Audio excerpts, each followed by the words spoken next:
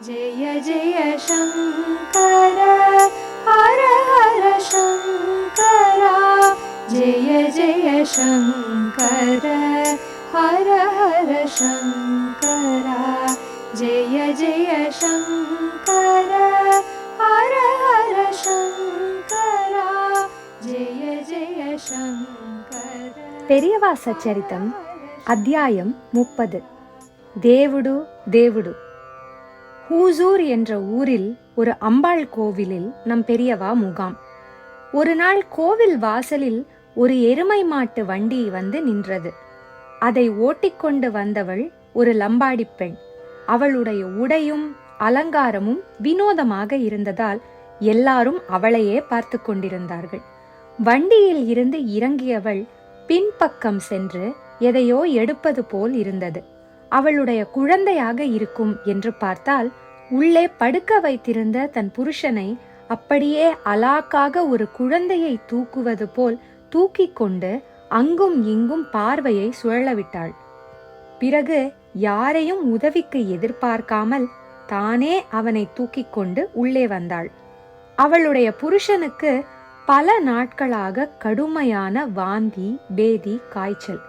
அவர்களுடைய ஊர் டாக்டரோ அவன் பிழைப்பது கஷ்டம் என்று சொல்லிவிட்டார். பெரியவா அங்கு தங்கியிருப்பதை யார் மூலமாகவோ கேள்விப்பட்டு அவனை தூக்கி வண்டியில் போட்டுக்கொண்டு வந்துவிட்டாள்.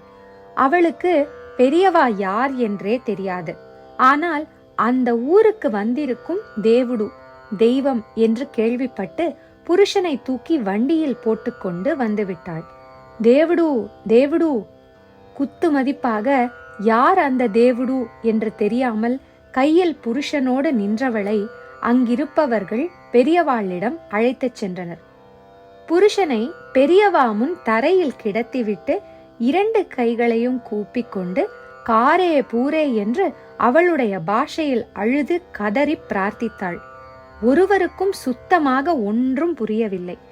எந்த பாஷையானால் என்ன? பகவானுக்கு வெண்ணையாக உருகும் உள்ளத்தின் அழுக்குரல் தெரியாதா என்ன? பெரியவா ஒரு ஆரஞ்சு பழத்தை கையில் எடுத்துக்கொண்டு சில நிமிஷங்கள் கண்ணை மூடிக்கொண்டிருந்து விட்டு அந்த லம்பாடி பெண்ணின் கைகளில் அதை போட்டார்.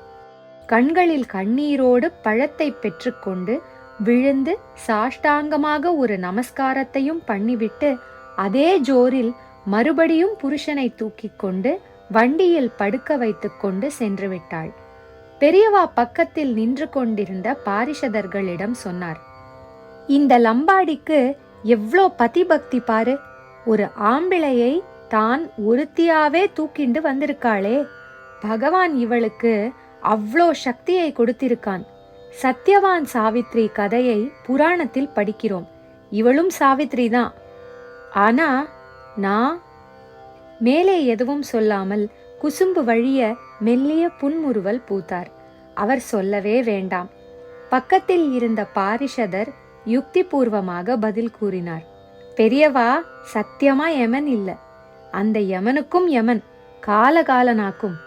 மறுநாள் அந்த லம்பாடி பெண்ணும் அவள் புருஷனும் ஜோடியாக நடந்து வந்து பெரியவாளை தரிசனம் செய்தார்கள். நேற்று வரை கிழிந்த நாராக கிடந்தவன் பிழைப்பானா என்று கேள்விக்குறியானவன் இன்றோ ஜம் என்று நடந்து வருகிறான் என்றால், தேவுடு தேவுடு. லம்பாடி பெண் வாயார தேவுடு நாம உச்சாடனத்தோடு கண்களில் நன்றி கண்ணீரோடு விழுந்து விழுந்து நமஸ்கரித்தாள்.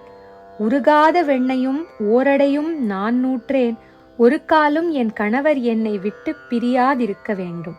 சத்யவானின் தர்மபத்னியான சாவித்ரி தேவி காட்டில் இருந்தபோது காரடையான் நோன்பு நூற்றாள். கணவன் மேல் உள்ள ஆழ்ந்த அன்பால் தன் கணவனையே ஒரே தூக்காக தூக்கி கொண்டு வந்து உயிர் பிச்சை கேட்ட அந்த லம்பாடி பெண்ணை பெரியவாளும் தன் திருவாக்கால் ஒரே தூக்காக தூக்கி அந்த சாவித்ரி தேவிக்கு சமமாக அனுகிரகித்தது என்ன ஒரு கருணை!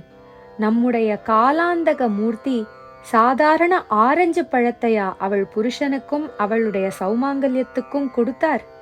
தீர்க்க சுமங்கலியா இரு என்ற ஆசீர்வாதத்தை அனுகிரகித்த அமிர்தம் அல்லவா அது?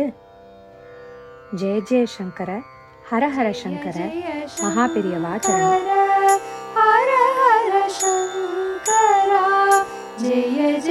शङ्कर हर हर शङ्करा जय जय शङ्कर